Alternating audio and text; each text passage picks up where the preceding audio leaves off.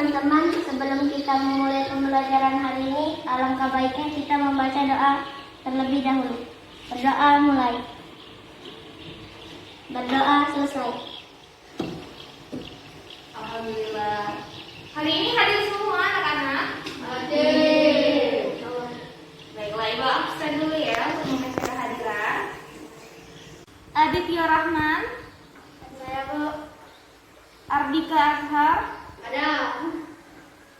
Derajat Nugraha, Hadir Bu. Naila Nafisa Zahra, Hadir Bu. Naura Faiha Zalika, Hadir Bu. Syahnaya Kaalia, Hadir Bu. Syah Putri Ana Bilqis. Hadir Bu. Alhamdulillah, sepertinya semua murid hadir ya hari ini. Baiklah, untuk memulai pembelajaran, marilah kita bersama-sama mengucapkan lafaz basmalah.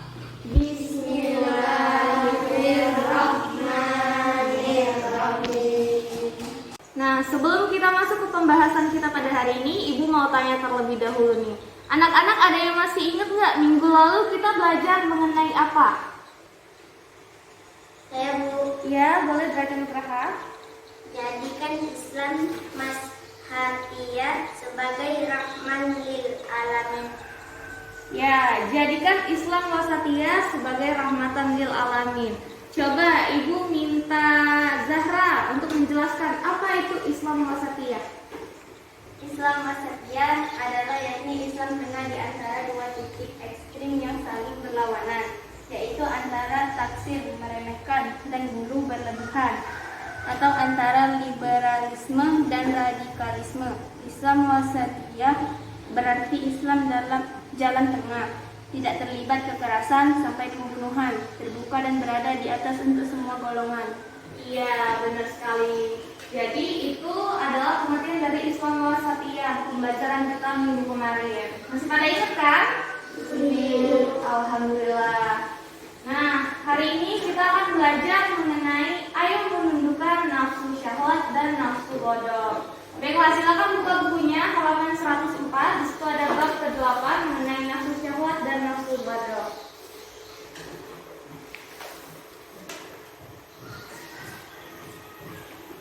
Wah, sudah siap belajar hari ini? Siap. Oke, hari ini kita akan belajar mengenai nafsu syahwat dan nafsu godok.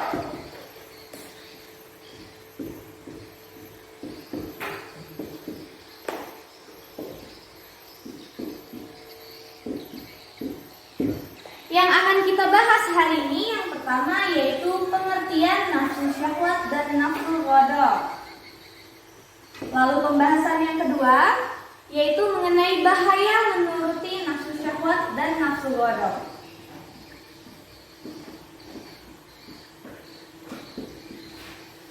Lalu pembahasan kita yang ketiga yaitu mengenai cara menundukkan nafsu syahwat dan nafsu godok.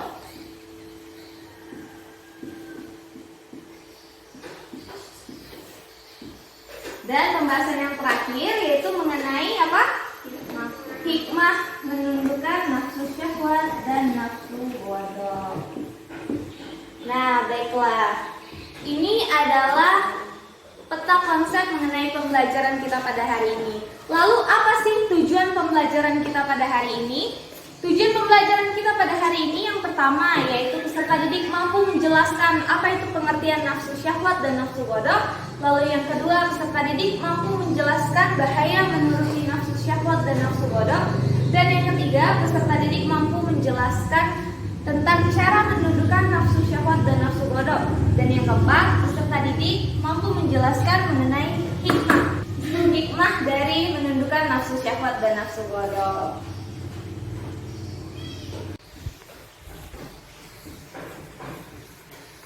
Baiklah, kita masuk ke pembahasan yang pertama, yaitu pengertian dari nafsu syahwat.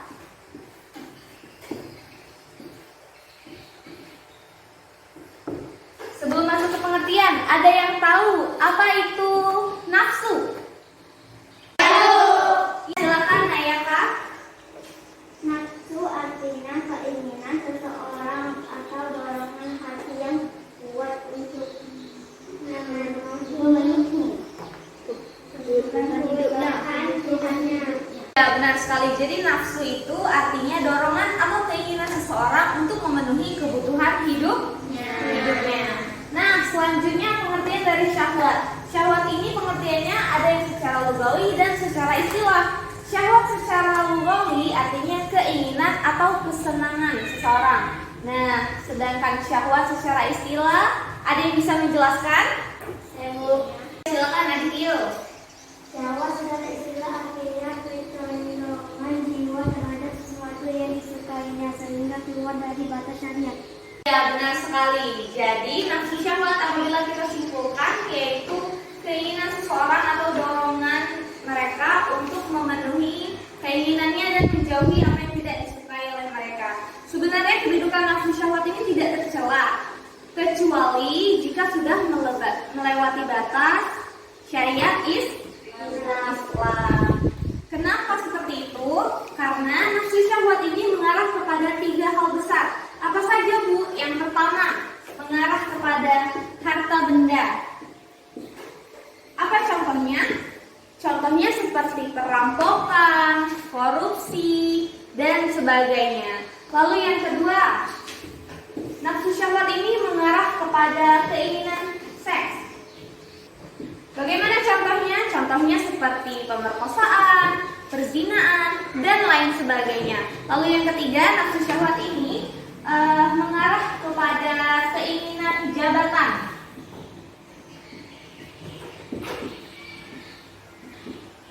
Contohnya seperti adanya pemimpin-pemimpin yang zalim, pemimpin yang otoriter, dan lain sebagainya. Sampai sini paham ya mengenai pengertian nafsu syahwat? Pembahasan kita yang selanjutnya yaitu mengenai bahaya menuruti nafsu syahwat. Coba Ibu minta Bilkis untuk menjelaskan apa saja bahaya menuruti nafsu syahwat. Merusak potensi diri seseorang, mendatangkan kesusahan dan kesempitan, mendorong manusia untuk berbuat jahat. Iya, benar sekali. Jadi nafsu syahwat ini salah satu sifatnya yaitu tidak pernah terpuaskan. Jadi apabila kita menuruti nafsu syahwat, yang pertama tadi apa? Merusak potensi diri.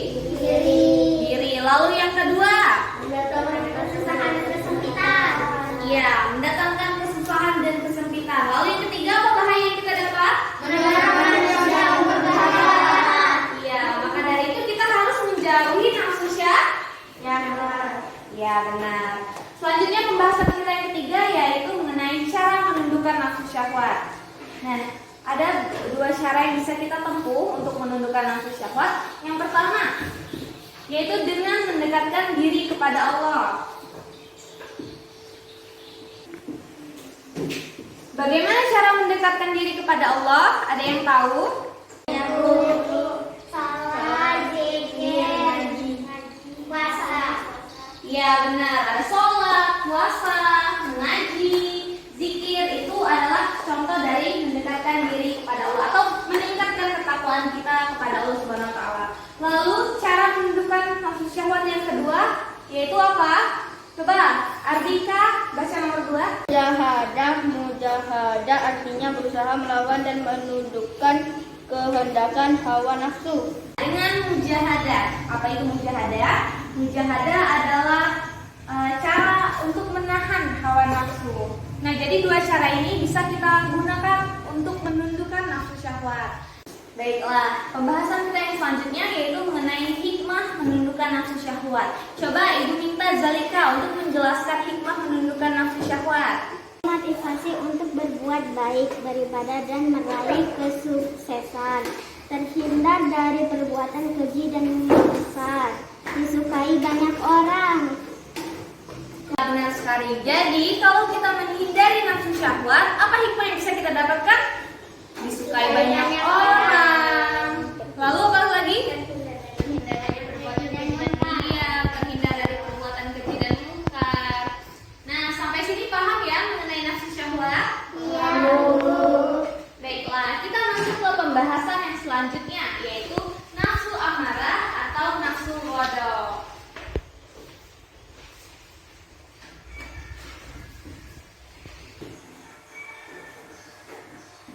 Nah, selanjutnya mengenai nafsu amarah atau nafsu ghadab. Ada yang bisa menjelaskan apa itu amarah? Ya, silakan Derajat Nugraha. Marah dalam pengertian gadab artinya merasa tidak senang dan panas hati karena sesuatu peristiwa atau sebab-sebab tertentu. Ya, benar sekali. Jadi, marah dalam pengertian ghadab itu artinya tidak merasa senang atau benci terhadap sesuatu, entah itu peristiwa, kejadian, atau orang. Nah, pembahasan kita yang selanjutnya mengenai bahaya menuruti nafsu amarah. Bahaya menuruti nafsu amarah ini ada dua, bagi diri sendiri dan bagi orang lain. Apa bahaya menuruti nafsu syahwat terhadap diri sendiri?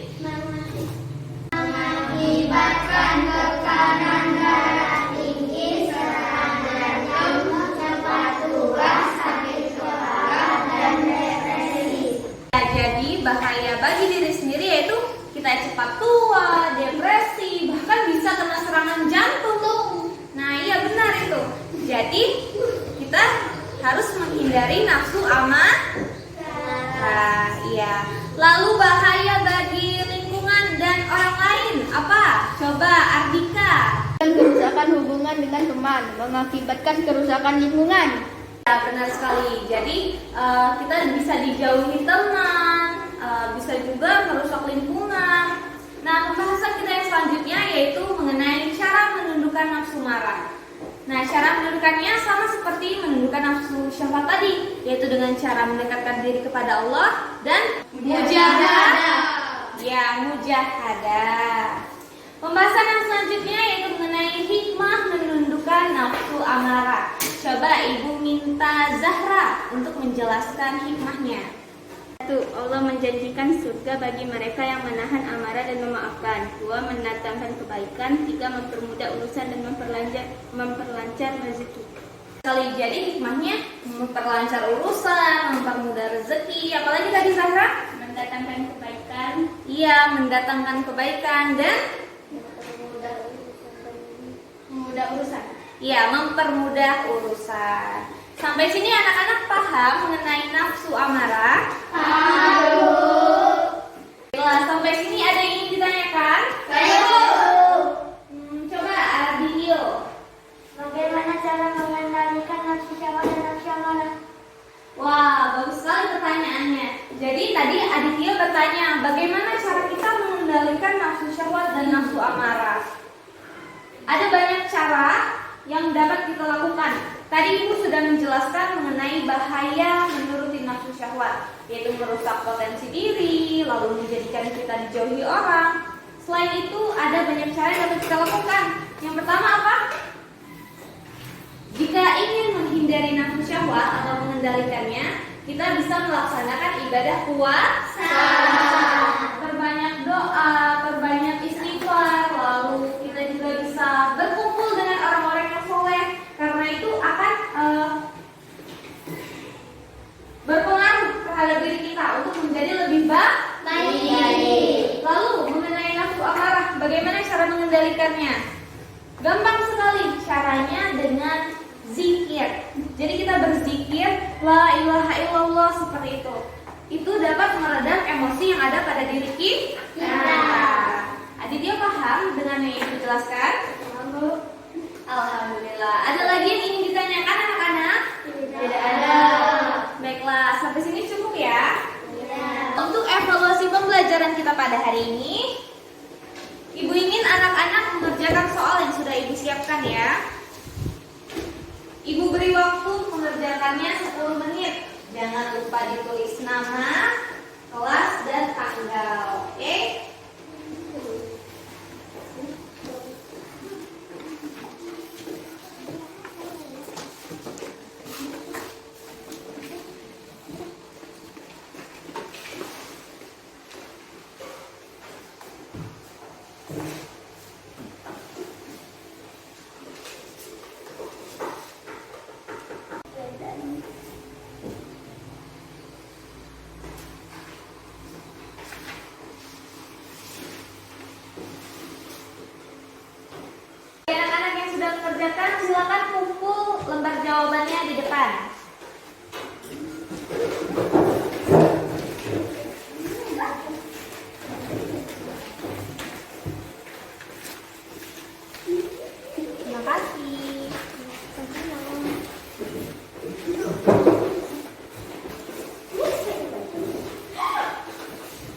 Baiklah, jawabannya akan Ibu koreksi ya. Nanti hasilnya Ibu bagikan minggu depan di pertemuan selanjutnya. Oke? Iya, Bu. Baiklah, untuk pembelajaran di minggu selanjutnya kalian kerjakan tugas di buku cetak halaman 110 ya. Baiklah, cukup sampai di sini pembelajaran kita pada hari ini. Lebih dan kurangnya Ibu mohon maaf. Kepada Allah Ibu mohon ampun. Ibu akhiri. Wallahu muwaffiq ila aqwamit thoriq. Wassalamualaikum warahmatullahi wabarakatuh. Waalaikumsalam warahmatullahi wabarakatuh.